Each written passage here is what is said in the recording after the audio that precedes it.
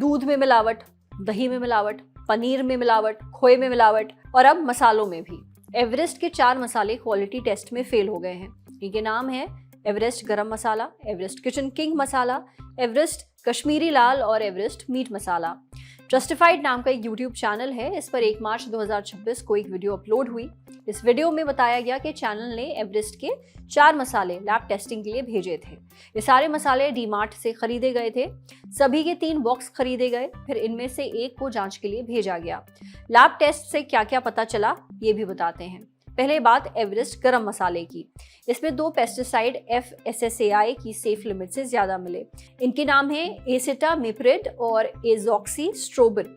एक बैक्टीरिया भी safe limit से ज्यादा मिला। बैक्टीरिया का नाम है एंटेरोबैक्टीरियसी। एवरेस्ट किचन किंग मसाले की बात करें तो इसमें भी एंटेरोबैक्टीरियसी बैक्टीरिया तय मात्रा से ज्यादा मिला। वहीं 3 पेस्टिसाइड भी ज्यादा मात्रा में मिले। इनके नाम है थियामेथऑक्सिम, कार्बेंडाजिम और बेनोमिल। एवरेस्ट कश्मीरी लाल चिली पाउडर में कोई पेस्टिसाइड तो तय सीमा से ज्यादा नहीं मिला, लेकिन इसमें भी एंटेरोबैक्टीरियसी बैक्टीरिया ज्यादा मात्रा में मौजूद था। अब बात एवरेस्ट मीट मसाला की। इसमें एंटेरोबैक्टीरियसी बैक्टीरिया तो ज्यादा मात्रा में मिला ही, साथ में 4 पेस्टिसाइड भी सेफ लिमिट से ज्यादा मिले। ये हैं एथियन, टेबुकोनाजोल, एजॉक्सीस्ट्रोबिन और फ्लूओपाइरम। यानी एवरेस्ट के चारों मसाले सेफ लिमिट को पास नहीं कर पाए हैं। ये सभी FSSAI के मानकों पर खरे नहीं उतरे।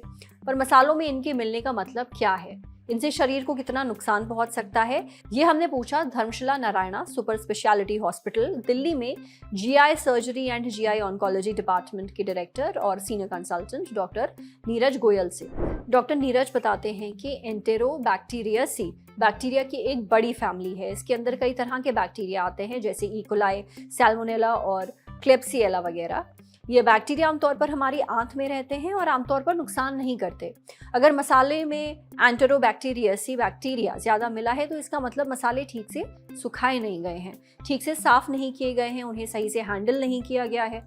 अगर किसी मसाले में एंटेरोबैक्टीरियसी सेफ लिमिट से ज्यादा है और इसे लंबे वक्त तक ज्यादा मात्रा में खाया जाए तो इससे दस्त, पेट दर्द, उल्टी, फूड पॉइजनिंग और पेट के इन्फेक्शन हो सकते हैं, खासकर बच्चों, बुजुर्गों और कमजोर इम्यूनिटी वालों में।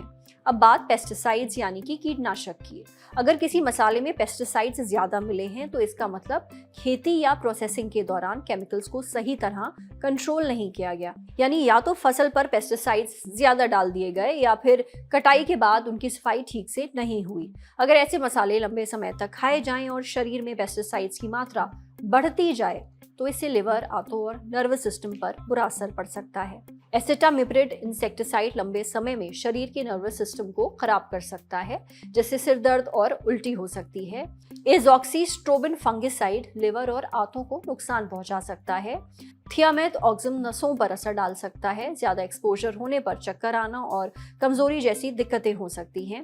एथियन कीटनाशक भी नसों को नुकसान पहुंचा सकता है।